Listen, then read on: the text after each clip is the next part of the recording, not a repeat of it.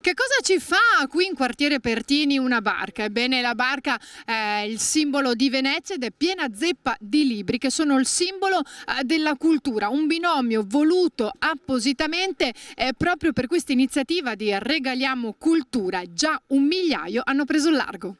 Dai gialli ai romanzi, ma anche libri di psicanalisi e storia. In quartiere Pertini la cultura si regala. Tantissimi titoli da scegliere, chi ne porta a casa anche 4 o 5 e intanto ci si ritrova. Si fanno 2 chiacchiere e il quartiere vive. Credo che sia estremamente interessante il fatto di regalare cultura in un tempo che è un tempo veloce, anche la possibilità di leggere e di acculturarsi, perché noi non dobbiamo dimenticare che il libro è una possibilità anche di sognare, perché non è un'immagine visiva, l'immagine ce la costruiamo dentro di noi, sia una cosa importante. Difatti è un'iniziativa di successo, è anche un motivo per incontrarsi e credo che sia da lodare l'impegno dell'Auser e del comitato del quartiere Pertini, perché ogni volta che fa un'iniziativa è un'iniziativa sempre fatta con amore e passione e si vede. I libri saranno a disposizione anche domattina dalle 10 alle 12.